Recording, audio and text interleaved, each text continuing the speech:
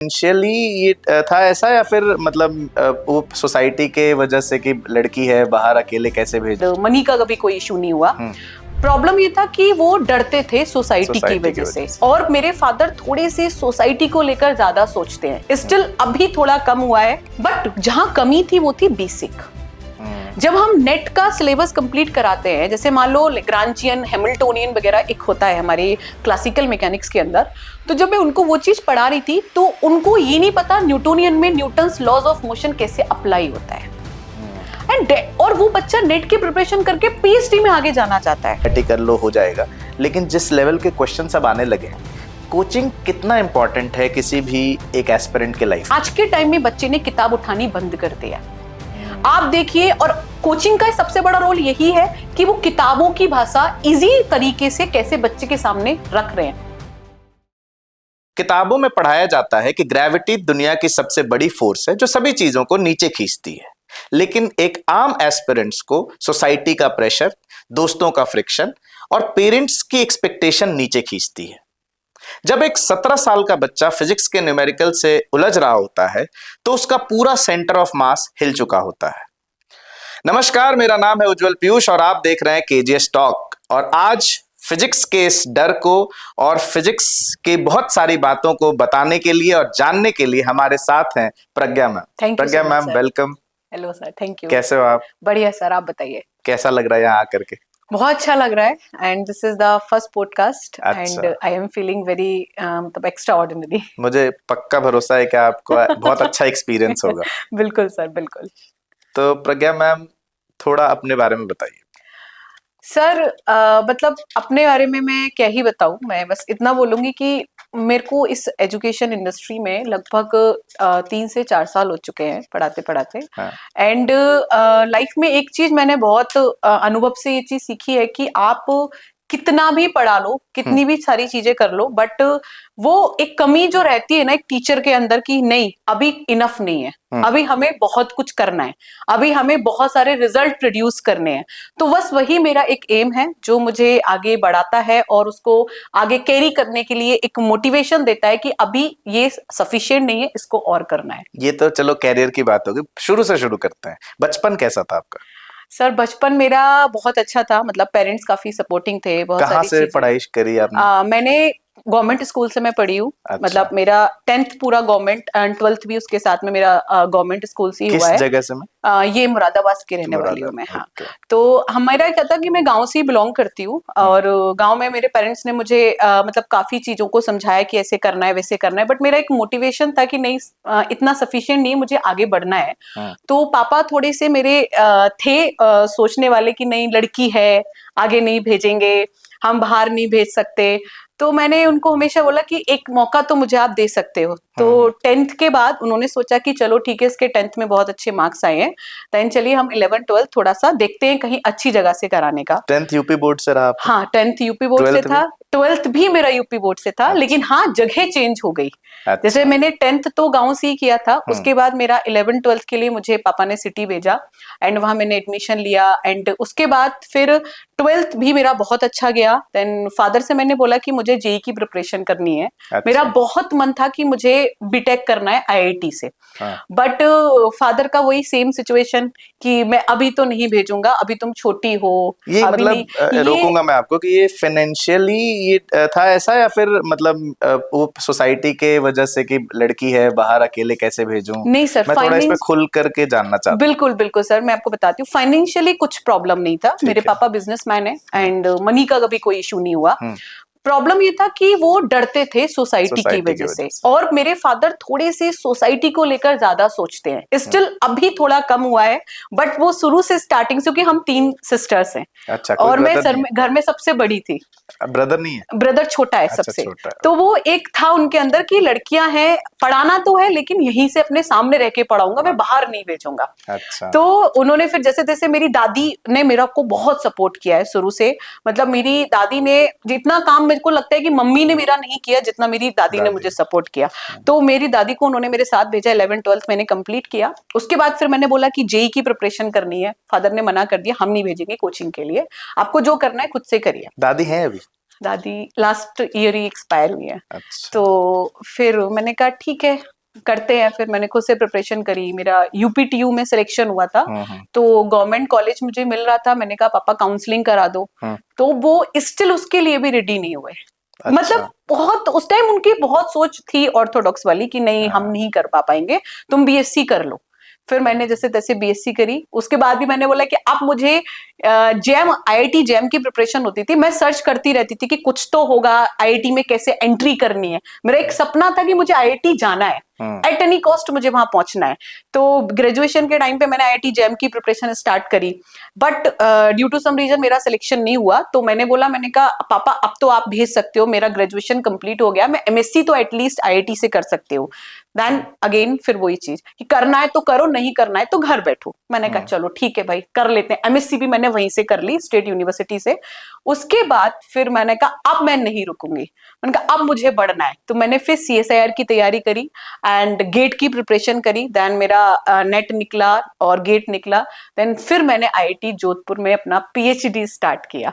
एक जो सर मतलब शुरू से था मेरे अंदर, बचपन से था कि मुझे वहां पहुंचना है और कैसे भी पहुंचना है, किसी भी फील्ड में पहुंचना है, लेकिन मुझे जाना है।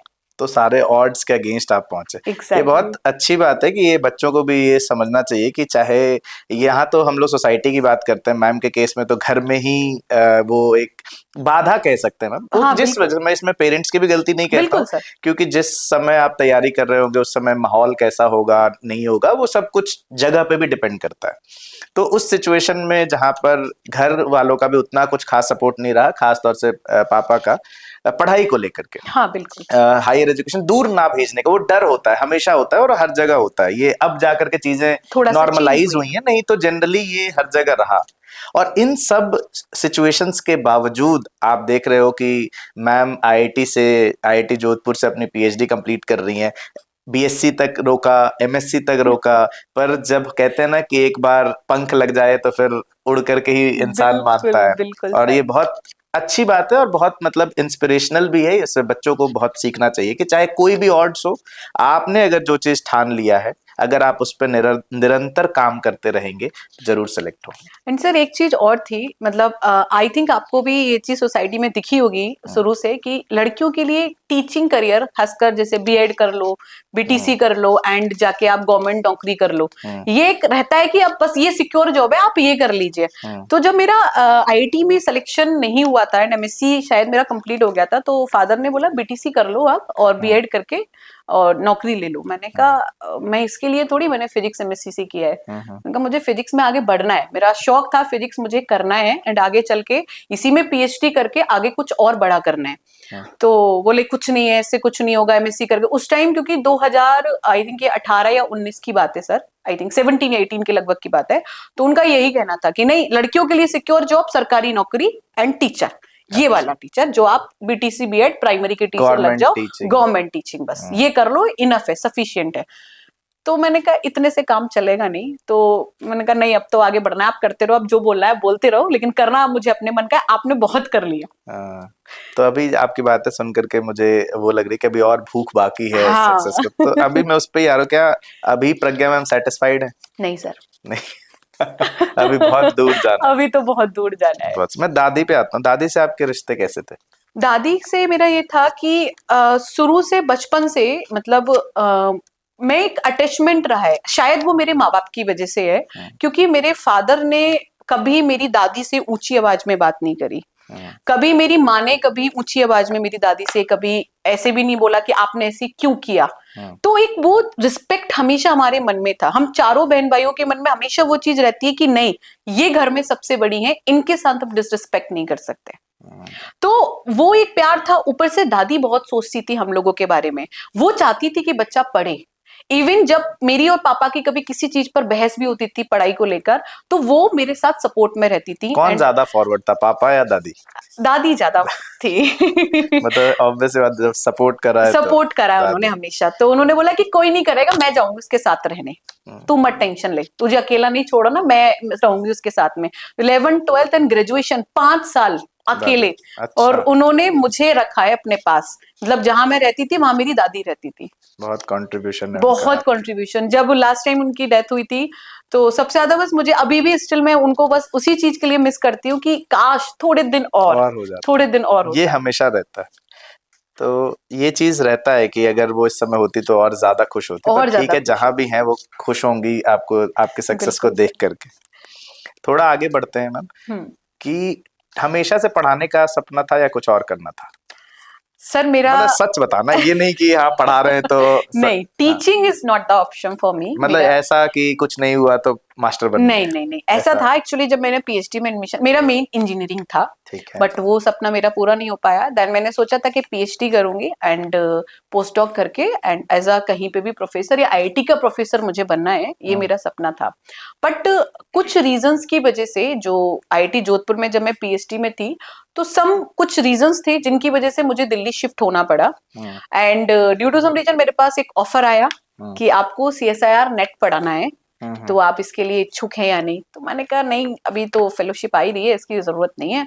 तो बट फिर उन्होंने दोबारा फोर्स किया, तो मैंने कहा अच्छा चलिए ठीक है करते हैं। तो मैंने साइड बाय साइड स्टार्ट कर दिया था पढ़ाना। अच्छा। हाँ, तो वो एक ऑफलाइन बैच में पढ़ाती थी सीएसआईआर नेट के लिए। एंड तो वहां पे मैंने ना बच्चों के अंदर एक चीज देखी सर, बच्चा बहुत दूर दूर से आता था, दिल्ली यूनिवर्सिटी का भी बच्चा था, आसपास का भी बच्चा था, जैम भी मैंने पढ़ाया। बट जहां कमी थी वो थी बेसिक। जब हम नेट का सिलेबस कंप्लीट कराते हैं, जैसे मान लो ग्रांचियन, हैमिल्टोनियन वगैरह एक होता है हमारे क्लासिकल मैकेनिक्स के अंदर, तो जब मैं उनको वो चीज पढ़ा रही थी तो उनको ये नहीं पता न्यूटोनियन में न्यूटन्स लॉज ऑफ मोशन कैसे अप्लाई होता है। और वो बच्चा नेट की प्रिपरेशन करके पीएचडी में आगे जाना चाहता है।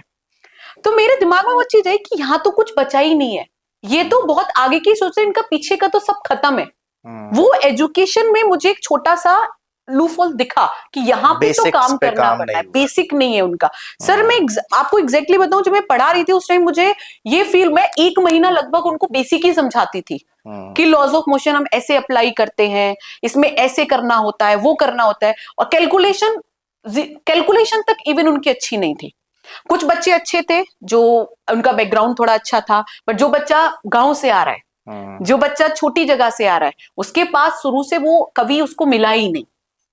और वो शायद आपने सब देखा भी होगा भी स्कूल्स में बहुत सारी चीजें पहले की तरह स्किप हो चुकी है। पहले फिर भी पढ़ाई होती थी, है ना, ट्यूशंस में भी इवन पढ़ाई होती थी, बट अब वो कहीं ना कहीं मिसिंग है।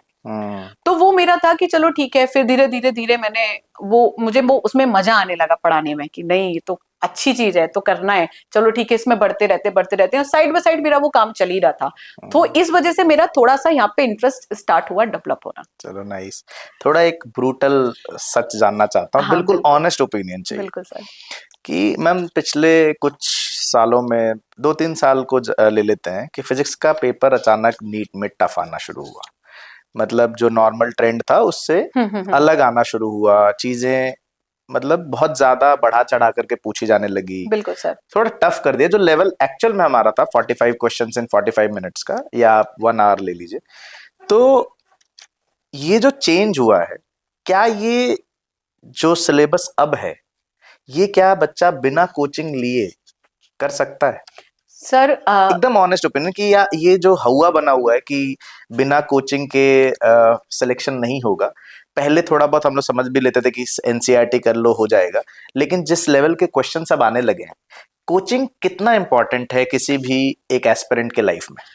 सर एक चीज और क्या रोल प्ले करता है? बिल्कुल सर, एक चीज जो मुझे लगता है, आई थिंक जब हम 1998 या 2000 की बात करें, तो उस टाइम के जब हमने पेपर देखे हैं, चाहे वो जेई के हो, चाहे वो आपका उस टाइम जेई नहीं होता था, आईआईटी खुद पेपर लेता था, एंड सीपीएमटी हुआ करता था नीट के अंदर, एंड एम्स का अलग पेपर हुआ करता था।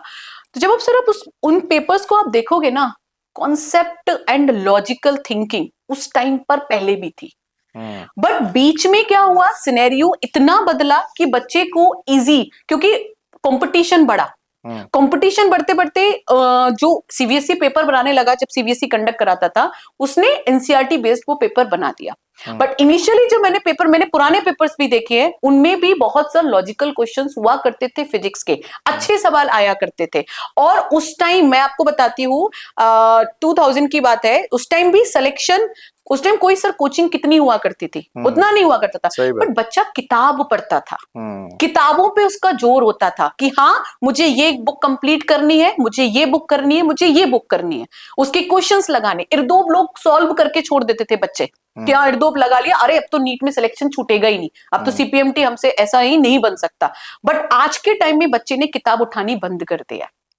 आप देखिए, और कोचिंग का सबसे बड़ा रोल यही है कि वो किताबों की भाषा इजी तरीके से कैसे बच्चे के सामने रख रहे हैं। सर आप भी पढ़ाते हो, मैं भी पढ़ाती हूँ, हम लोग यही करते हैं, हम मल्टीपल बुक्स अपने पास रखते हैं, हम कोई गूगल पे सर्च नहीं करते, कुछ नहीं करते, उन किताबों का समावेश हम बच्चे को दे रहे हैं कि हाँ भाई तू ये पढ़, तेरे लिए ये जरूरी है।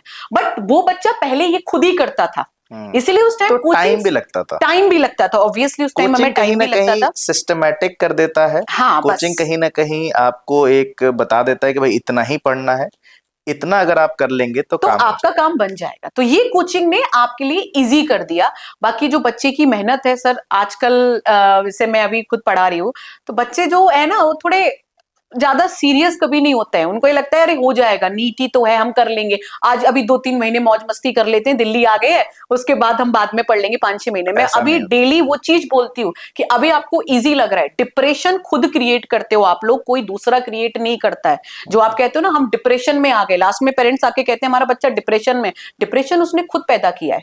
शुरू से उसने क्यों नहीं पढ़ाई करी? जब हम टीचर बोल रहे हैं बेटा सवाल लगाओ, बेटा क्वेश्चन करो, उस टाइम आप सीरियस लेते नहीं हो।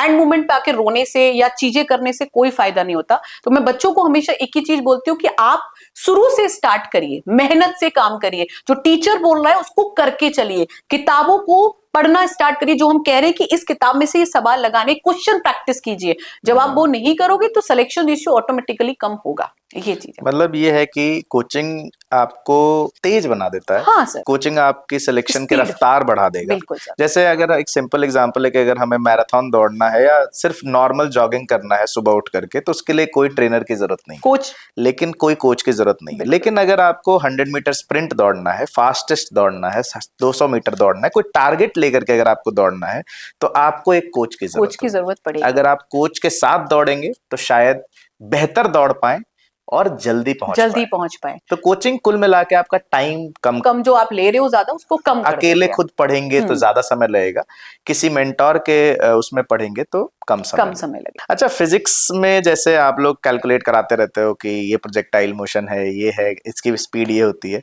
नॉर्मल लाइफ में भी क्या आप लोग, जैसे मान लो कि आप शादीशुदा हो? हाँ जी सर। मान लो आपके हस्बैंड से चाय गिर जाए तो आप वहां पे सोचना, दिमाग में ये चलता है कितनी स्पीड से चाय गिरी होगी? सर इतना तो खैर नहीं सोचता है कोई चाय गिर गई पहले उसको साफ करना है ये पहले दिमाग में आता है, तुमने कपड़े खराब कर दिए, ये जल्दी आता है, लेकिन चाय गिरी उसको नहीं सोचता। ऐसा नहीं कि किस स्पीड से गिरी कैलकुलेट करके मानोगे अब? नहीं सर, डेली लाइफ में ये बहुत, ये अब हम वो तो काम न्यूटन और आइंस्टाइन ही कर सकते हैं सर। अच्छा, मान लो कि आप लोग कहीं गोलगप्पे खा रहे हो, तो कभी ऐसा हुआ है कि रैंडम कोई बच्चा आके नमस्ते मैम कर दिया हो? या कभी मूवी देखने गए हो, कोई ऐसा इंसिडेंट जो आपको याद आता हो और आपको हंसी भी आती हो, और थोड़ा उस समय तो एम्बैरस फील हुआ हो लेकिन बाद में याद करके? अभी सर रिसेंट हुआ था, मैं मेट्रो में थी एंड मैं मेट्रो मतलब जहां मेरा स्टेशन है वहां उतरने के लिए बस मैं निकल ही रही थी, एक बच्चे ने टोका, मैम मैम मैम हम आपसे पढ़ते हैं। मैंने कहा भाई कौन से बैच से पढ़ते हो? कि मैम मिशन बैच से हैं। और तो अब मैंने बोला, मैंने कहा ठीक है, मैं इतनी देर से यहाँ बैठी हुई थी, तब तुम मेरे पास क्यों नहीं आई? तुम मुझे एग्जैक्ट जब मैं उतर रही हूँ तब मुझे तुम टोक रहे हो, तो कम से कम मैं तुम्हें बात तो कर लूं, देख तो लूं। लेकिन ये इंसिडेंट मुझे बड़ा थोड़ा सा लगा। और उसके बाद वो बोलती है कि मैम एक काम करते हैं, आपके साथ एक फोटो। मैंने कहा नहीं, मेरे को स्टेशन आ गया, मुझे उतरना है। अच्छा। तो ये इंसिडेंट मेरे साथ हुआ था अभी रिसेंट। एंड एक केस और हुआ था सर, जब मैं नेट में पढ़ाती थी, तो एक बच्चा था, मैं मेट्रो में ही बैठी हूँ और एक बच्चा मेरे बराबर में, दिल्ली यूनिवर्सिटी की वो लड़की थी, मेरे बराबर वो मेरा ही वीडियो देख रही है। अच्छा। तो अब उसने मुझे पहचाना नहीं पहचाना मुझे नहीं पता, एंड जस्ट बस आई वाज सीइंग कि हाँ वो क्या कर रही है, वो वीडियो देख रही है, अपने नोट्स बना रही है। फिर मैं बैठी हूँ चुपचाप चुपचाप, जब थोड़ी देर बाद उसने नजर इधर उधर घुमाई, उसने देखा, फिर उसने फिर फोटो में देखा, उसने आई थिंक वो बैच लिया हुआ था ऑनलाइन या रिकॉर्डेड। अच्छा। तो फिर वो देख के बोलती है अरे मैम आप। मैंने कहा मैं इतनी देर से देख ही रही हूँ कि तू क्या कर रही है तो कुछ ये स्वीट मेमोरीज हाँ, होती हैं। ये कुछ अच्छी मेमोरीज तो थी। जैसे CSIR, नेट, ये जैम, ये तो बड़े बच्चे हो गए जिनको आपने पढ़ाया, तो कभी किसी ने प्रपोज करा हो, कोई ऐसा इंसिडेंट? नहीं सर, अब तक दोनों लड़कियां ही मिली। तो ऐसा कोई इनकाउंटर नहीं हुआ कि कोई बच्चा आके कह रहा मैम आप बहुत सुंदर लगते हो? नहीं नहीं सर, ऐसे तो कभी हुआ नहीं। और क्योंकि जनरली हम लोग नीट और जेई में तो बच्चे छोटे होते हैं, बट जब आप CSIR, नेट या GRF वगैरह वाले बच्चे को जब आप पढ़ाते हो तो सर मैं बड़े आपको बच्चे। बताऊं, जब मेरी क्लास होती थी ना, तो बच्चों को मैं वैसे कभी पूछती थी कि आपको, आप मुझसे इतना मतलब बहुत मुश्किल से आके मेरे से बात करते थे, तो उनका हाँ, कहना था मैम आपसे डर लगता है। तो मैंने अच्छा। बोला क्यों, मेरे चेहरे पर कोई ऐसी वाली फीलिंग है क्या जो मैं आपको डराती हूँ? बोले नहीं मैम, आपको आपसे पता नहीं ऑटोमेटिकली डर लगता है, हाँ, क्योंकि आप थोड़ा सा हमारे साथ स्ट्रिक्ट रहते हो। मैंने कहा स्ट्रिक्ट रहना वो मेरा बिहेवियर है, लेकिन मैं क्लास के बाद तो तुमसे नॉर्मली बात करती हूँ, तब तो हम्म, आप मुझसे आके पूछ सकते हो। तो हम्म, वो थोड़ा सा वो बच्चे उस टाइम पर ऐसे इस तरीके से रिएक्ट कर जाते थे कि, तो वो हम्म। आके हिम्मत ही नहीं होती थी उनके मुझसे बात करने की। तो थोड़ा आगे बढ़ते हैं। जैसे कुछ चीजें ऐसी होती हैं, कुछ इनकाउंटर्स ऐसे होते हैं, जैसे अभी मैंने ओपन किया था अपना इंस्टाग्राम, हम्म तो बच्चे का एक मैसेज था, या जनरली होता है कि मैं परेशान हो गया हूँ, मुझे हम्म समझ नहीं आ रहा है कि मैं क्या करूँ। तो मैं फिजिक्स के पर्सपेक्टिव से पूछता हूँ कि मान लो कि आपके पास किसी बच्चे का ऐसा मैसेज आता है कि मैं खूब पढ़ रहा हूँ, खूब मेहनत कर रहा हूँ, जो भी करा रहे हो मैं कर रहा हूँ, लेकिन मेरे मॉक टेस्ट में फिजिक्स में 50, 60, 70 नंबर से ज्यादा नहीं आ रहे हैं। इतना करने के बाद मुझे मतलब सुसाइडल थॉट्स आते हैं, मुझे फील होता है कि मैं मर जाऊं। तो इसको कैसे हैंडल करते हो आप? कैसे मतलब इसमें बच्चों को आप क्या समझाना चाहोगे? मेहनत वो कर रहा है, कुछ केसेस हैं, देखो 2 सिचुएशन है कि एक तो बच्चा पढ़ ही नहीं रहा है तो हम कुछ नहीं कर सकते, बिल्कुल सर। लेकिन अगर बच्चा पढ़ रहा है, बच्चा मेहनत कर रहा है और फिर भी नंबर कम आ रहे हैं, तो ऑब्वियस सी बात है कि जब हम किसी चीज की तैयारी करते हैं और हमें वो एक्सपेक्टेड रिजल्ट नहीं मिलता है, तो अंदर से मन बहुत दुखित हो जाता है, व्यथित हो जाता है। तो ऐसे में बच्चों को क्या समझाएंगे आपकी, क्या करना चाहिए? सर ऐसे बहुत सारे बच्चों के मैसेजेस आते हैं, हम्म, और इवन हमारे ऑफलाइन सेंटर में भी बच्चे आके बोलते हैं कि मैम हम पूरा ट्राई कर रहे हैं, बट हम्म, हमसे सवाल, हम एक एक घंटे में 5 ही सवाल सॉल्व कर पा रहे हैं, या फिर हमारे मार्क्स अच्छे नहीं आ रहे, उसके लिए हम क्या करें? तो मैंने उनको हमेशा एक ही चीज बोली है कि अपनी, आप पढ़ रहे हो, बहुत अच्छे से पढ़ रहे हो, हम्म, लेकिन एक स्ट्रेटेजिकल चलना। हम्म, ठीक है सर, आप एक दो बच्चों में तुलना करिए, जो बच्चा 8 घंटे पढ़ता है और हम्म, जो बच्चा एक है जो 5 घंटे में भी करके बहुत अच्छे नंबर ला रहा है। हम्म, मैं कोई यहाँ पे जज नहीं कर रही हूँ, बट उस बच्चे का एक मेंटल, आप स्ट्रेटेजी जब देखोगे, सोचोगे, तो वो एक डिफरेंट तरीके से पढ़ रहा होता है। वो 5 घंटे यूटिलाइज करता है अलग तरीके से, और 8 घंटे जो बच्चा दे रहा है वो सिर्फ पढ़ने पर काम कर रहा है, रिवीजन कर रहा है, लेकिन उसका आउटपुट नहीं निकल के आ रहा। अब हम्म, मैंने दोनों बच्चों से मैंने बात करी कि तुम्हारी स्ट्रेटेजी और तुम्हारी स्ट्रेटेजी में क्या डिफरेंस है। तो हम्म, उसने बोला कि मैम मैं रिवीजन ऐसे नहीं करता हूं। ऐसे एक मैंने केस अभी पढ़ा था, इलेक्ट्रिक फील्ड में पढ़ा रही हूँ, तो इलेक्ट्रिक फील्ड में हम बहुत सारे सिस्टम्स के लिए कैलकुलेट करते हैं। हम्म, उसमें इलेक्ट्रिक फील्ड क्योंकि वेक्टर क्वांटिटी, तो डायरेक्शन के साथ हमें उसमें देखना पड़ता है। हम्म, तो मैंने क्लास में बोला था कि आप एक काम करिए, शॉर्ट नोट्स बना के लाइए, फॉर्मूला शीट बना के लाइए कंटिन्यूस सिस्टम के लिए, इलेक्ट्रिक फील्ड कैलकुलेट करने के लिए। हम्म, आज बच्चों की मैंने सबकी नोट्स देखे, जिसमें सिर्फ मुझे 2 बच्चों के नोट्स पसंद आए, अच्छा, जबकि सब क्लास में बराबर पढ़ रहे हैं, कोई ऑफ नहीं लेता क्लास में, कोई छुट्टी नहीं करते, वो बच्चे सभी रेगुलर पढ़ रहे हैं, अच्छे रिस्पॉन्स भी देते हैं, बट सिर्फ 2 बच्चों का। तो मैंने उनको बोला कि, उनसे मैंने कंपेयर कराया कि आपकी और इस शीट में डिफरेंस क्या है। मैंने सिर्फ ये बोला कि आपको फॉर्मूला शीट बनानी है, हम्म, आपने ये नहीं सोचा कि मैम मैं डिफरेंट डिफरेंट डायरेक्शन के लिए फॉर्मूला शीट कैसे बना सकता हूं। हम्म, अगर कोई चार्ज, लाइन चार्ज सीधा रखा है, हॉरिजॉन्टल रखा है, उसके इलेक्ट्रिक फील्ड पॉइंट पी पर कैसे कैलकुलेट करें? लाइन चार्ज परपेंडिकुलर रखा है, पॉइंट पी इधर है, तो कैसे कैलकुलेट करें? इधर रखा है तो कैसे कैलकुलेट करें? वो किसी बच्चे ने नहीं दिखाया, सिर्फ 2 बच्चों को छोड़कर। हम्म, तो ये एक स्ट्रेटेजी होती है जो आप अपने दिमाग से डेवलप करते हो। मैंने कहा यही मुझे आपके अंदर डेवलप कराना है कि आप सिर्फ उतना मत सोचिए जितना टीचर आपको बता रहा है, आप उससे ऊपर बियॉन्ड सोचिए कि मैं इसमें और क्या बना सकता हूं। Hmm, and that is the strategy जो आपको डिफर करती है दूसरे बच्चों से। तो जो बच्चे ये सोचते कि मैं पढ़ बहुत रहा हूं लेकिन मेरे मार्क्स अच्छे नहीं आ रहे, तो कुछ ना कुछ वजह है, कुछ डायरेक्शन ना की कुछ। कमी है। हाँ, आपका कहीं ना कहीं आप उस चीज को समझ नहीं पा रहे। रिवीजन का पर्सपेक्टिव क्या होता है? रिवीजन मतलब कॉपियों को खोलकर पढ़ना नहीं होता। रिवीजन का मतलब होता है मैम ने इस पॉइंट पर क्या बताया था और मैं इससे कितने सवाल बना सकता हूं। That is logically the logically सोचना। सोचना। तो 2 बच्चों से याद आया मुझे कि हर क्लास में मैम 2 बच्चे होते हैं, हम लोग जो पढ़ाते हैं कि हर क्लास में वो 2 बच्चे हैं जो आप सवाल लिखें उसके 10-15 सेकंड में वो सॉल्व करके आंसर दे देते हैं। पर क्लास के जो बचे हुए, मान लीजिए 100 बच्चों का बैच है, तो 98 बच्चे जो हैं वो, उनके मन में एक इंफीरियोरिटी कॉम्प्लेक्स आ जाता है कि यार ये कैसे इतनी जल्दी आंसर दे रहा है, ये भी तो मैम ने तो आज ही पढ़ाया है। तो ये जो गैप, जो ब्रिज बनता है, इसको कैसे मैनेज करते हो आप क्लास में? जैसे सर मेरा क्या है, मेरे अभी हमारी क्लास में बच्चे जो हैं पीछे जो बैठते हैं, काफी सारे बच्चे, जो मैं आपको एक और डिफरेंस आपने देखा होगा कि जो बच्चा आंसर कर रहा है वो हमेशा फ्रंट सीट पे बैठता है और बाकी के बच्चे पीछे बैठते हैं। तो मैंने उनको बोला कि जब तुम्हें समझ नहीं आता तुम फ्रंट पे आके बैठा करो, एटलीस्ट मैं तुम्हें देख पाऊंगी कि तुम क्या कर रहे हो, कैसे कर रहे हो। तो वो बच्चे कहते हैं मैम नहीं आगे नहीं आएंगे, वो खिसक के आगे नहीं आते हैं। तो मैंने उनको बोला, मैंने कहा आपको पढ़ना है कि हाँ मैम पढ़ना है, आपको इसकी तरह आंसर करना है कि हाँ करना है, तो मॉनिटर कौन करेगा, मैं। तो सर मैं कोशिश ये करती हूँ कि जो बच्चे के मार्क्स नहीं आ रहे हैं, जो बच्चा अच्छा रिजल्ट या अच्छे रिस्पॉन्सेज नहीं दे रहा है, उसका रीजन क्या है उसको जानने की कोशिश करती हूँ। उसको कोशिश करती हूँ कि मैं उसी टाइम उसको सवाल करवाऊं। एंड इवन मैं ये भी करती हूँ क्लास में हर एक बच्चे के पास जाकर, दिखाओ तुमने कैसे सॉल्व किया, अप्रोच क्या लगाया। तो वो उसका जो अप्रोच है और जो उस बच्चे का अप्रोच है, उन दोनों में अंतर होता है। अब उसका लॉजिकल थिंकिंग क्या है, जो बच्चा सॉल्व करके 15 सेकंड में आंसर दे रहा है, मैंने उसे पूछा, मैंने तुमने 15 सेकंड में आंसर ये कैसे दिया, एक बार मैंने उससे पूछा, तो उसका एक ही जवाब था कि मैम मैंने पहले से थोड़ा सा पढ़ा हुआ है ना, मैं जब आप पढ़ाते हो उससे पहले मैं थोड़ा पढ़ के आता हूँ कि इसको हम किस तरीके से कर सकते हैं। तो मैंने फिर उस दूसरे से पूछा कि तुमने पढ़ा, कि नहीं मैम हम तो आप ही के ऊपर डिपेंडेंट है।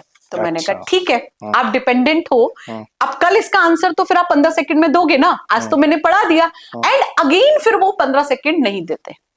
कहीं ना कहीं सर कमी यही है कि वो चीजों को उतना इजीली नहीं समझ पा रहे हैं। उनको ये नहीं समझ आ रहा कि नीट का एग्जाम भले ही आपको 1 साल में देना है, लेकिन आप ये सोचिए हर दिन आप नीट दे रहे हो, क्योंकि फिजिक्स माइंडसेट वैसा होना चाहिए कि आपके लिए फिजिक्स एक दिन में नहीं, मतलब कि आपको एक एक सेकंड के लिए इंपॉर्टेंट है, एक दिन के लिए नहीं है। आप अगर एक सवाल लगा रहे हो, वो सवाल आप ये मान के चलो कि मेरा ये नीट में आ सकता है, एंड वो अप्रोच आप रखोगे तो वो हो सकता है वो सवाल आप जल्दी सॉल्व करो। मतलब कहने का तात्पर्य है कि मेन एग्जाम जो आप देने की तैयारी कर रहे हो, आपको हर रोज मेन एग्जाम की तरह हर रोज उसी माइंडसेट के साथ तैयारी करनी पड़ेगी, तभी जाके होगा सर सिलेक्शन। अच्छा, एक बड़ा कॉमन ये चीज होती है फिजिक्स के मास्टरों के लिए खास तौर से, कि बच्चा फिजिक्स पढ़ लेता है, बच्चे को आता है फिजिक्स, ये आप लोग रिलेट भी करोगे, मैं इंजीनियरिंग बैकग्राउंड से हूँ तो मुझे ज्यादा बेहतर समझ है, शायद आप फिजिक्स पढ़ा रही हो तो आपको ज्यादा पता होगा। तो जैसे क्या होता है कि बच्चे को लगता है कि मेरे को फिजिक्स तो आ रही है, लेकिन एक्चुअल में जब जो बच्चा फिजिक्स नहीं कर पा रहा है, उसकी गलती टेक्नोमेट्री नहीं आ रही है, उसको लॉग नहीं समझ में आ रहा है, उसको मतलब कुल मिला के बात यह है कि उसको मैथ्स नहीं आती है, और गाली पड़ती है फिजिक्स को। अब कहीं ट्रिगो लग रहा है, अब उसको फॉर्मूला नहीं पता है या बेसिक मैथ्स नहीं पता है, और फिजिक्स जब करना शुरू किया, सेंटर ऑफ मास निकाल रहा है, कुछ भी कर रहा है, तो वहां पर क्या होने लगेगा कि फिजिक्स नहीं बन रहा है, बट एक्चुअल में फिजिक्स तो बन रहा होता है, फिजिक्स पता है उसको, F बराबर ma, ये फॉर्मूला पता है, या ऊपर लग रहा है नॉर्मल, नीचे आपका mg, वो सब पता है फिजिक्स का, लेकिन मैथ्स नहीं आ रहा है उसको, और गाली पड़ती है फिजिक्स को। तो कैसा लगता है आपको कि मतलब मैं तो अपना काम कर रही हूँ पर बच्चे के नंबर नहीं आ रहे? सर तभी तो बेसिक मैथ पढ़ाते हैं पहले। सबसे पहले तो उनको बेसिक मैथ ही सिखा रहे हैं कि वेक्टर कैसे सॉल्व करते हैं, है ना, डिफरेंशिएशन कैसे करते हैं, तिग्नो कैसे सॉल्व करते हैं, ग्राफ्स कैसे बनाते हैं। अब उसके बावजूद भी जब वो मैथ्स नहीं कर पाते, मैंने सर 1 महीना बेसिक मैथ पढ़ाया, सिर्फ 1 मंथ। तो आप जब बेसिक मैथ पढ़ाते तो बच्चे ये नहीं कहते कि मैथ्स छोड़ के नीट लिया था, आप पहले दिन फिर मैथ्स पकड़ा दिया आपने? क्योंकि 11th का बच्चा का पहला लेक्चर होता है बेसिक मैथ, फिजिक्स का लेक्चर आप इमेजिन करो, मैं अपना बात बता रहा हूँ, चलो मैं तो फिर भी जेई बैकग्राउंड से हूँ, पर एक बच्चा ये सोच के बायो लिया उसने कि थैंक गॉड मैथ से पीछा छूट गया। अब केमिस्ट्री क्लास लगा ली उसने, मान लो मैंने पढ़ा दिया, उसको मजा आएगा, वाह क्या बात है, मोल पढ़ के आ गए, या पीरियोडिक टेबल पढ़ा जिसमें नहीं है मैथ्स उतना यूज।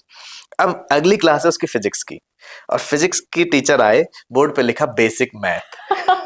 तो उस समय स्टूडेंट का जो थॉट प्रोसेस तो पूरा हिल जाता होगा। बच्चा कहता नहीं कि मैं तो छोड़ के आया था मैथ्स, आप मैथ्स पढ़ा रहे हो। 11th में जब मैं पढ़ा रही थी तो बच्चे ऑनलाइन में बोलते हैं, ऑफलाइन ऑनलाइन दोनों में, मैम कब चैप्टर चालू होगा पहला?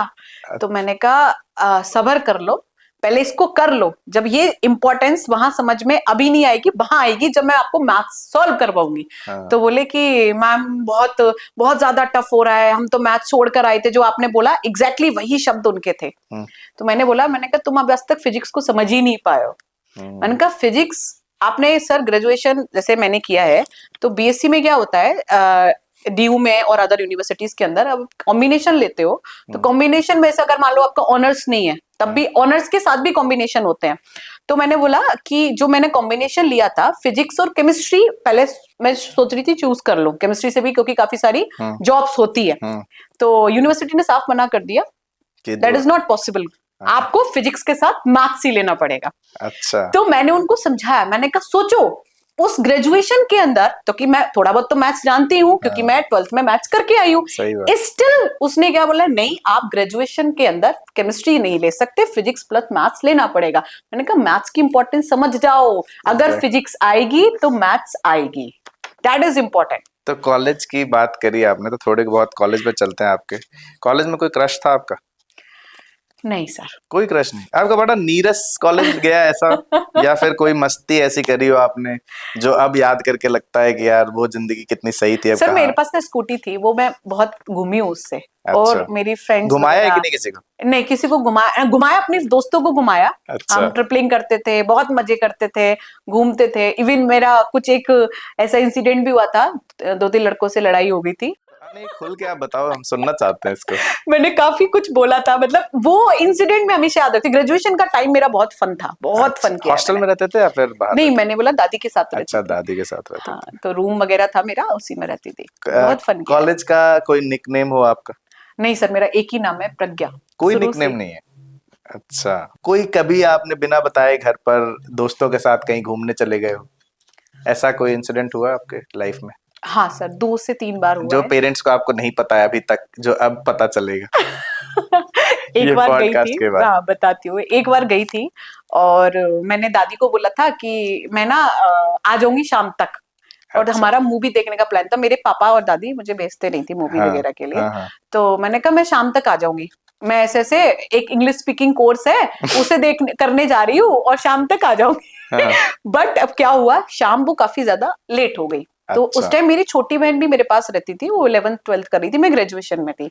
तो मतलब मेरी दादी ने उसको भेजा कि जा देख के आ, वो आई क्यों नहीं। तो वो इंग्लिश स्पीकिंग कोर्स जहाँ चल रहा था वो वहीं पहुंच गई। अच्छा। अब मैं वहां थी नहीं, वहां उन्होंने बोला कि ये तो आज आई नहीं है।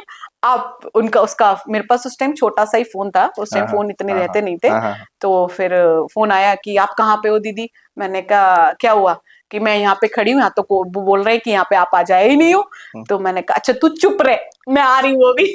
फिर मैं पहुंची, फिर मैंने उसको एक्सप्लेन किया, मैंने कहा ऐसे ऐसे बोलना है दादी को। अच्छा। तो वो मैंने एक झूठ बोला था। ये भी एक फन होता है ना? हाँ, ये क्योंकि जब पेरेंट्स जाने नहीं देते या हमें वो फन करने नहीं देते, उनको लगता है पढ़ाई इंपॉर्टेंट है, पढ़ाई करो, नंबर नहीं कमाने चाहिए। पर ये भी जरूरी है लाइफ में जरूरी तो अभी है। आपने गाली की बात करी, लाइफ में सबसे पहली गाली कब दी थी और किसको दी थी?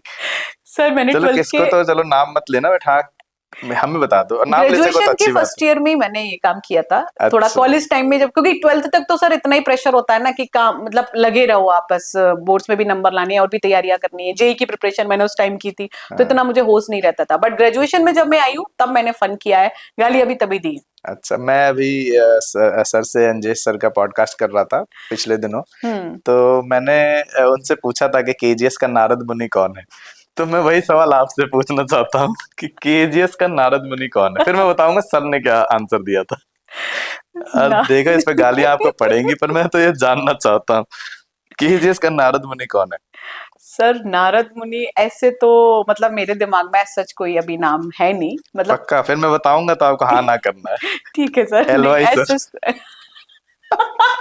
अंजेश सर ने ललित सर का नाम लिया है, अब आप बताओ सहमत हो या नहीं? नहीं सर, अभी एक्चुअली मैं काम भी कर रही हूँ सर के साथ में, तो आई डोंट थिंक। डरना नहीं, नहीं डरनी नहीं हूँ मैं, सर के सामने भी बोल सकती हूँ, क्योंकि बहुत सारी चीजें हैं जो मैं और सर के बीच में बात होती है। बट कभी आज तक वो बात फन एलिमेंट है, तो किसी को कुछ बुरा नहीं लगेगा। मैं इस पे जैसे मैनेजमेंट का अगर कोई वो होता है, इतना मुझे पता है कि सर काफी क्लोज हैं, है ना, मैनेजमेंट के काफी क्लोज हैं, आई नो वेरी वेल।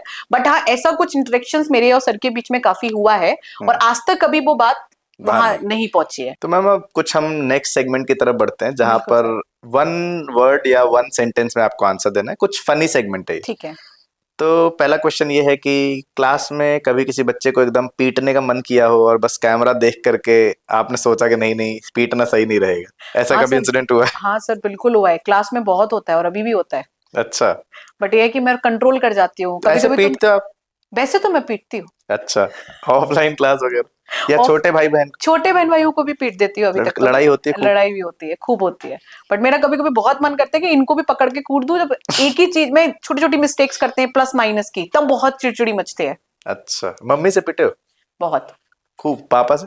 नहीं, पापा से नहीं पिटे, मम्मी से बहुत पिटे हो? मम्मी से बहुत किस पिटे। किस चीजों से पिटे हो? कुछ ऐसा औजार बताओ जिससे हम लोगों ने नहीं पिटा हो। सबसे ज्यादा मम्मी ने मुझे बेल्ट से मारा है। ये तो पापा का स्कूल की औजार बेल्ट होती थी। है। वो वाली, वो लोहे वाली लोहे जो वाली आती थी, आगे जो। वो बेल्ट होती थी, उससे बहुत पीटा है।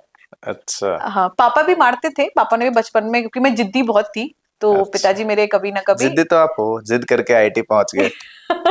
तो उसी चीज पे मैं कई बार पिटी हूँ। अच्छा, तो अभी जैसे मान लो कभी झगड़ा वगड़ा होता है तो घर पे अभी अपने हस्बैंड को फिजिक्स समझाने लगते हो, फिजिक्स के सर कॉन्सेप्ट? मेरी लड़ाई हो जाती है उस चीज पर। फिजिक्स में उनको समझाने लगती हूँ, वो मुझे उल्टा समझाने लगते हैं किसी ना किसी चीज पर, तो मैंने कहा रहने देती हूँ, उनसे बहस ही नहीं तो करती। से सब्जेक्ट अलग अलग है? हाँ, एक्चुअली वो लॉ में है और अच्छा, मेरा फिजिक्स है। उनको कार्स का बहुत ज्यादा शौक है, तो वो कार तो के उसमें बारे में कुछ समझाओ ना कुछ फिजिक्स, मैं फिजिक्स से उनको रिलेटेड। बताती हूँ। जैसे हम लोग वो एक मिरर होता है जो लगा होता है हाँ सामने, हाँ हाँ। तो उस मिरर में क्या जेल है, क्या चीज है। तो अच्छा। कभी कभी मैं जैसे जानने की, मैं भी, मेरे अंदर भी क्यूरियोसिटी होती है कि हाँ चलो मैं पूछ लेती हूँ। तो वो हाँ। मुझे, मैं कुछ उन्हें नया बताती हूँ तो उसमें कुछ और नया डाल देते हैं, मतलब तुम्हें इतना कैसे पता, मेरी बहस हो जाती है। अच्छा, तो मिरर से मुझे याद आया एक सवाल कि ऐसे ही है कि कभी मिरर के सामने खड़े होकर के एक्टिंग करने की कोशिश करी या डांस वांस करने की कोशिश डांस करी? तो सर मैं करती हूँ अच्छा। मिरर के सामने, मतलब मुझे अच्छा लगता है, कभी कभी ऐसी मन कर रहा है तो मैं खड़ी होकर डांस करने लगती हूँ। प्रज्ञा मैम अकेले टाइम में क्या करना पसंद करती हैं? अकेले टाइम में मैं ज्यादातर, सबसे ज्यादा जो करती हूँ वो मैं मतलब लोगों से बात करती हूँ। मुझे नहीं, अकेले कॉल पे, टाइम की बात अकेले करती में बिल्कुल, जैसे अकेली हूं मैं बिल्कुल, हूँ। हाँ। मुझे कुछ नहीं सूझ रहा कि मैं आज घर में, बिल्कुल कुछ नहीं दिखाई दे रहा, तो सबसे पहला काम होता है कि मुझे अपनी बहन को कॉल करना है। अच्छा, मतलब अकेले नहीं रह सकते हो आप? अकेले रह सकती हूँ अकेले सर। रहना पसंद है तो आपको? मुझे कुकिंग बहुत पसंद है। मतलब अच्छा। जैसे अगर मैं, मुझे किसी से बात नहीं करनी है तो हम्म। मैं नॉर्मली जाऊंगी किचन में और कुछ ना कुछ खड़े होके हम्म। पकाती रहूंगी। That is. अच्छा, मतलब कुकिंग अच्छा लगता है आपको? कुकिंग मुझे क्या बहुत बनाते शौक हो है। सबसे अच्छा? सबसे ज्यादा मतलब जितने भी इंडियन फूड्स हैं मोस्टली मैं बना लेती हूँ, जैसे कड़ी, राजमा, छोले, और अच्छा। रोटियां, कई टाइप की रोटियां बनती है, मक्के की बनती है, चने की बनती है, एक पानी हाथ की रोटी गांव में बहुत बनती हाँ है। हाँ हाँ। तो ये छोटी छोटी चीजें, मतलब मुझे इस टाइप की चीजें ज्यादा पसंद है कुकिंग में। और आपके हस्बैंड कुक कर लेते हैं? नहीं। नहीं? तो आपने कभी बनाया हो और अच्छा नहीं बना हो तो डर के मारे बहुत। बोला है उन्होंने कि डर अच्छा के बना? मारे वो सीधे मुंह पे बोल देते हैं, अगर उनको मैं कुछ खाने को देती हूँ कि खा के देखो, अरे यार बहुत गंदा बना है, और पूरी मेहनत खराब। कभी झूठ भी नहीं बोलते कि हाँ ये अच्छा लग रहा है, नहीं। अच्छा। जेन्युइन और रिव्यू। और मान लो कि आपका फोन किसी बच्चे के हाथ में लग जाए और उसमें पासवर्ड ना हो, तो लास्ट 15 मिनट में जो हिस्ट्री सर्च करेगा बच्चा, उसको क्या सबसे वियर्ड चीज मिल सकता है? किस पे आप सबसे ज्यादा समय व्यतीत करते हो अपने फोन पे? सबसे ज्यादा सर फोन पे। इंस्टाग्राम मत बोलना, बस इंस्टाग्राम के अलावा। नहीं, इंस्टाग्राम सर मैं इतना नहीं चलाती हूँ। अच्छा। सबसे ज्यादा जो मैं करती हूँ वो एडिटिंग बहुत करती हूँ मैं। कभी फोटो अच्छा। एडिट कर लूंगी, कभी वीडियो, सबसे ज्यादा मैं अपने ही फोटो बार बार देखती हूँ, जैसे शादी के फोटोज हैं या अच्छा। कुछ है, तो उन्हीं को कुछ ना कुछ एडिट करती रहती हूँ, ये मैं ज्यादातर करती हूँ फ्री टाइम में भी। तो बच्चे को वही मिलेगा मेरे फोन के अंदर, और कुछ नहीं मिलेगा। अच्छा, कभी सच बताना बिल्कुल एकदम कि कभी आपने फेक आईडी बना करके अपने यूट्यूब जो लाइव चल रहा हो उस पे कमेंट किया हो, nice ma'am, very good ma'am, बहुत अच्छा पढ़ा रहे? नहीं सर, ये तो नहीं किया, लेकिन जो बच्चे नेगेटिव कमेंट करते थे ना, जैसे कुछ कभी कभी होता है, बच्चे करते ही हैं कहीं हाँ कहीं हाँ जाके, हाँ। तो वो उस पे मुझे रिप्लाई करने का बड़ा मन करता है, अभी भी मेरा कभी कभी मन करता है, अब तो खैर नहीं करती हूँ। तो पहले जब इनिशियली मैंने यूट्यूब स्टार्ट किया था ना, तो मैं दूसरी आईडी से जाके वहां कमेंट करती थी, ये ऐसे होगा, ऐसे था इसीलिए। तो अच्छा, ये चीज मैं कभी की है कभी मतलब करती आप? थी, की थी मैंने ये। पहली सैलरी याद है आपको? हाँ सर। अपनी पहली सैलरी जनरली याद होती है, ऐसे सब लोग ये पूछते हैं कि सब क्या तुमने खरीदा जो तुमको याद हो अच्छी चीज। मैं थोड़ा उल्टा चलता हूँ, हम्म। ऐसा क्या खरीदा जो सबसे वियर्ड चीज जो आप सोचते हो कि अब फालतू खरीद लिया, पैसा वेस्ट कर दिया मैंने? सबसे ज्यादा वियर्ड था सर, एक वॉच ली थी मैंने। उस अच्छा। टाइम ये जो स्मार्ट वॉच था ना, उसका हम्म। बहुत शौक चला था, मतलब उस टाइम चलती थी। तो मैंने जब पहली मेरी फेलोशिप आई थी, तो हाँ। उससे सबसे पहले मैंने एक स्मार्ट वॉच खरीदी थी। अब मेरे को वो इतना वियर्ड लगा, मैंने वो पहनी ही नहीं, एक अच्छा। महीना भी नहीं पहनी, मुझे वो पसंद नहीं आई, क्या रीजन था, तो वो मुझे लगता था उसमें मेरे पैसे वेस्ट हो गए। अच्छा, मतलब वॉच जो लिया आपने। हाँ, तो मुझे मतलब स्मार्ट वॉच से अच्छा मेरे को लगता है कि हम डिजिटल वॉच पहने या फिर एनालॉग पहने, वो डेट इज गुड। किसी को जैसे एक जनरल होता है, एक जनरल ह्यूमन टेंडेंसी कि हम दूसरे को इम्प्रेस करने की कोशिश करते हैं। तो प्रज्ञा मैम में है ये कि मतलब कोई भी हो रैंडम जिससे मतलब फर्क पड़ता हो उन्हें, ऑब्वियस बात है हम रैंडम किसी राह चलते वाले को तो नहीं ये करेंगे, बट एक होता है कि मैं मतलब मुझसे लोग इम्प्रेस्ड रहें और उसके लिए जैसे होता है एफर्ट्स मारते हैं। तो क्या ऐसा होता है या फिर अब उस मोह माया से ऊपर उठ चुके हो? नहीं सर, अब नहीं करती मैं। पहले कभी तो होता है जब पहले स्टार्टिंग में हम लोग मैंने एक बार चोट खाई हुई है इस चीज पर।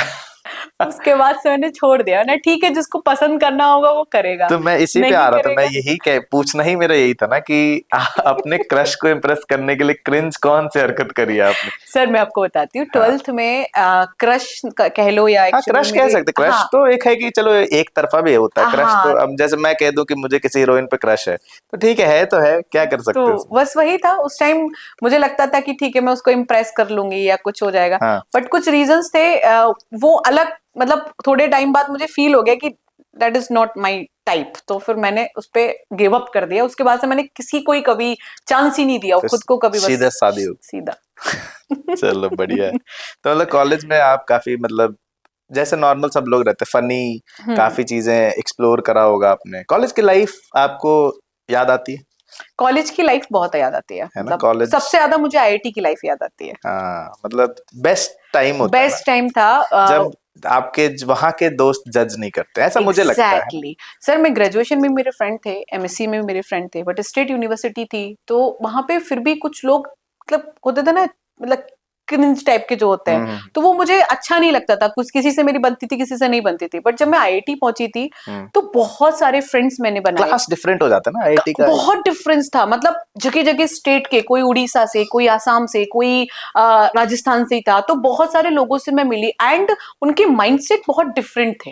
हम्म मैंने वहां बहुत कुछ सीखा, हम्म। तो वो चीज मुझे हमेशा याद आती है, एंड वो जनरली वो लाइफ मुझे बहुत याद आती है। जनरली जब सेम माइंडसेट में आप रहते हो तो जनरली लोग जज नहीं करते। जज नहीं करते, ऐसे अगर एग्जैक्टली। मतलब कंपटीशन, एक हेल्दी कंपटीशन होना लाइफ में लाइफ बहुत में बहुत जरूरी जरूरी होता है। है ना। अच्छा इस पे ही आते हैं कि आपने कहा कि क्रिंज वाले उस पे आते हैं। एक छोटी सी बात है, आप लोग ज्यादा रिलेट करोगे कि जनरली जो हमारी इंडस्ट्री है वो मेल डोमिनेटेड है। खास तौर से कल मैं जब मिला था नैन्सी मैम से भी, तब भी मैंने यही पूछा था उनसे कि मेल डोमिनेटेड है but still bio as a subject में फीमेल्स हैं, but physics as a subject अगर हम लोग देखते हैं तो इसमें शायद मतलब बहुत कम लिमिटेड लोग होंगे जो फिजिक्स पढ़ा रहे होंगे मैम, जिनको कहते हैं बिल्कुल, फीमेल एडुकेटर्स की बात बिल्कुल करते सर। हैं। तो ये कितना, ये जर्नी चुनना या इस जर्नी में आगे बढ़ना ये कितना टफ रहा आपके लिए? मेरा इसमें एक और सवाल है, इसको रिफ्रेम भी करता हूं मैं कि क्या मेल डोमिनेंस की वजह से कभी आपको कोई इंफीरियोरिटी वाली फीलिंग आई, या कभी कुछ वैसा महसूस हुआ कि मतलब मेल डोमिनेंस है तो मतलब ये हमारे टाइप का नहीं है जॉब? मतलब समझ लो कहना क्या चाह रहा हूँ आई कि गेट। मेल डोमिनेंस है हम भी मानते हैं, बट किस हद तक उसका इफेक्ट या अपने आप को प्रूफ करना, अथॉरिटी अपनी प्रूफ करने की भाई चलो कोई बात नहीं मुझे पता है physics is a male dominated area, but उस जगह पर एक लड़की मुरादाबाद से आकर के और आईआईटी से पढ़ करके और अपने आप को प्रूफ करती है और आगे बढ़ती है, तो मैं वो जर्नी के बीच का वो समझना चाहता हूँ कि क्या कभी आपको ऐसा कोई कुछ फील हुआ? सर मेरा ना, बिल्कुल बी वेरी ऑनेस्ट भी मतलब। बिल्कुल मैं ऑनेस्टी से आंसर करूंगी। मेरे फादर बचपन से मुझे मैथ्स पढ़ाते थे, अच्छा। तो मेरा और किसी सब्जेक्ट में इंटरेस्ट नहीं था। इनिशियली मैं मैथ्स में बहुत मजा करती थी, मतलब मुझे अच्छा लगता था कि हाँ ये इसमें गुणा भाग करना, और मैं पिटी भी बहुत हूँ इस चीज पर। हम्म तो फादर ने एक बहुत बड़ा रोल प्ले किया है, हम्म क्योंकि मैथ्स ही आपकी फिजिक्स को स्ट्रॉन्ग बनाती है। हम्म इनिशियली रूट निकालना, मैं 4th 5th क्लास से रूट निकालना सीख चुकी थी, हम्म है ना। और बहुत सारी जो नई नई चीजें थी मेरे फादर मुझे सिखाते थे। पापा को शौक था पढ़ाना, पापा हम्म क्योंकि पढ़ नहीं पाए थे किसी रीजन की वजह से, तो उनको ये था कि मैं अपने बच्चों को पढ़ाऊंगा, हम्म। लेकिन बस वो थोड़ा सा डोमिनेंसी रहता था कि नहीं आप घर रह के पढ़ो, सोसाइटी की वजह सोसाइटी से। का। तो उन्हें खुद भी वो बैठ के पढ़ाते थे, तो मेरा मैथ्स में वहां पे इंटरेस्ट डेवलप हुआ धीरे धीरे। अच्छा। 10th में सबसे ज्यादा मेरे मार्क्स मैथ्स के अंदर ही थे, हम्म एंड उसके बाद मैंने वो डिसाइड किया था कि मुझे अब 11th 12th में मैथ्स लेनी है, फिजिक्स ही लेनी है, मुझे आगे बीटेक करना है, मुझे बायोलॉजी में नहीं जाना, मुझे बायो शुरू से समझ नहीं आती थी। तो ये था, तो उन्होंने बोला कि ये ठीक तो है आप थोड़ा पढ़ा लो। उल्टा वो हो गया कि जनरली लड़कियों का इंटरेस्ट होता है नहीं कि सर, मुझे बायो बिल्कुल नहीं, अभी भी स्टिल मुझे पसंद नहीं है कि अरे क्या इतने सारे वर्ड, इतने लंबे लंबे शब्द नहीं अच्छे लगते। तो वो था कि वहां से मेरा, क्योंकि शुरू से मुझे मैथ्स में, क्योंकि पापा ने कभी मुझे बायोलॉजी पे जोर ही नहीं दिया, जब उन्होंने स्टार्टिंग से ही मुझे मैथ्स में एंट्री करा दी, तो मेरा इनिशियली वहीं से इंटरेस्ट डेवलप होता चला गया। फिर मैं फिजिक्स में एंट्री करी, खासकर मुझे अभी भी आता है, 10th में मेरे बहुत अच्छे मार्क्स आए, तो मेरा एरिया शिफ्ट हुआ एंड मैं 11th में आई। तो मेरा पहला टेस्ट हुआ था उस टाइम, जिस कॉलेज में मैं थी, 20 में से मेरे 3 नंबर आए थे। अच्छा 11th का पहला टेस्ट था स्कूल के अंदर, हाँ एंड मेरे 20 में से 3 नंबर थे। एंड उस टाइम मुझे पहली बार कुछ लड़कियों ने मुझे पोक किया, मेरा गर्ल्स कॉलेज था। अच्छा बोला अरे ये तो क्लास की टॉपर है, 10th से आई है, कहीं से पढ़ के टॉपर है, और देखो इसके 3 नंबर आए हैं। अब मुझे वो बात लग गई, और वो फिजिक्स में ही 3 नंबर थे। मैंने कहा अच्छा ये बात है। मैंने अगले टेस्ट के लिए मैं जितनी मेहनत कर सकती थी, मैंने कहा अब तो मुझे नंबर लाने हैं। एंड नेक्स्ट टेस्ट में भी मेरे थोड़े से कम थे, वो नहीं मैच कर पाई। धीरे धीरे धीरे जब हाफरली एग्जाम तक मैं पहुंची, हाफरली में मैंने टॉप किया था। नाइस वो जो कुछ बच्चे थे सर, सबसे ज्यादा मुझे जो पोकिंग मिली है, क्योंकि मैं गांव से थी, एंड जब मैं सिटी में एंट्री करी थी, तो वहां पे जो 3-4 लड़कियां थी वो मुझे बहुत पोक करती थी, क्योंकि मेरे कॉलेज उस टाइम क्लास में सबसे ज्यादा मार्क्स थे 10th के अंदर। तो उनको ये लगता था कि लोगों को लगता था चीटिंग करते हैं गांव में, तो हो जाता है। चीटिंग करवाते हैं, एक बेसिक एग्जैक्टली बना वो हुआ है इमेज कि वैसी बनी हाँ हुई हाँ थी। बिल्कुल तो वहां से मेरा था, और फिजिक्स में मेरे मार्क्स कम रहते थे, मैंने कहा नहीं अब तो मुझे इसमें करना है। तो वहां से मेरा 11th-12th फिजिक्स में एरिया मतलब मेरा डेवलप होना चालू हुआ था। देन फिर मेरा इंटरेस्ट ही उसी में बन गया, मैंने कहा अब तो करना ही यही है मुझे। जिद्दी तो हो आप, है ना। एक और सवाल पे चलते हैं कि जैसे फिजिक्स में आप लोग वो रस्सी पे बंदर लटका देते हो और कैलकुलेट करवाते हो कि टेंशन निकालो बेटा टेंशन इसमें, निकालो तो एक बंदर की आम एस्पिरेंट जिसके जीवन में ऐसी टेंशन भरी पड़ी है, उसको भाई बंदर की टेंशन क्यों निकलवा रहे हो, बंदर को लटकने दो अपने हाल पर। आपको नहीं लगता कि ये बच्चों का जो टेंशन है उसको कम करने पे ज्यादा फोकस करना चाहिए रादर देन बंदर का टेंशन निकालने का। सर अगर हम बंदर की टेंशन नहीं बंदर की कराएंगे ना, रस्सी की टेंशन रस्सी की टेंशन नहीं कराएंगे ना, तो बच्चे अपनी लाइफ में टेंशन में भरे रह जाएंगे, क्योंकि ना तो सिलेक्शन होगा, हाँ हाँ है ना, और ना वो आगे बढ़ पाएंगे, तो वो ज्यादा बड़ी टेंशन हो जाएगी। क्योंकि इनका करियर बनाना हमारे लिए जरूरी, तो वो बंदर को लटकाना भी जरूरी है, और उसके साथ बहुत सारी एक्टिविटी करना भी जरूरी है, ये उनके फ्यूचर के लिए। बिल्कुल। तो मैम मैं अपने लास्ट सेगमेंट की तरफ चलता हूँ जहाँ पे मैं बच्चों के लिए जनरली स्पेसिफिकली है, जो भी हमारी ऑडियंस है जो सुन रही है, बच्चों के लिए हो सकता है, पेरेंट्स के लिए हो सकता है, कि कोई एक ऐसा नॉन नेगोशिएबल रूल, मैं सारे गेस्ट से अपने पूछता हूँ कि कोई ऐसा एक नॉन नेगोशिएबल रूल बताइए या कोई ऐसा हैबिट बताओ आप बच्चों को। आपसे मैं पूछूंगा एक हैबिट बच्चों के लिए और एक एडवाइस पेरेंट्स के लिए, कि पेरेंट्स को जब बच्चा प्रिपेयर कर रहा होता है तो उस समय उनके माइंडसेट को समझ करके क्या अप्लाई करना चाहिए ताकि बच्चा फ्रीली अपना मेहनत कर सके, वो प्रेशर ना हो सोसाइटी और पेरेंट्स का। और दूसरा, बच्चों को अपनी तैयारी किस तरीके से करनी चाहिए, अपना ये 1 साल 2 साल किस तरीके से, किस माइंडसेट के साथ करना चाहिए जिससे वो सफल हो सके, ये 1-2 साल के लिए भी और लाइफ लॉन्ग भी। बिल्कुल। पेरेंट्स के लिए सर मेरा एक ही एडवाइस है, जो मैंने अपनी लाइफ में एक्सपीरियंस किया है, कि डोंट लिसन टू अदर्स। जब आप दूसरों की सुनते हो तो आप अपने बच्चों की कभी नहीं सुन सकते। क्या बात है, बहुत बड़ी बात है ये। एग्जैक्टली ये मैंने अपनी लाइफ में फेस किया है। मेरे फादर का सेम रीजन था, जो दूसरों की सुनते थे इसकी वजह से उन्होंने कभी अपने बच्चों की नहीं सुनी। एंड लाइफ में मैंने, मेरे से छोटी सिस्टर्स ने भी काफी सारी चीजें फेस की है लाइफ में।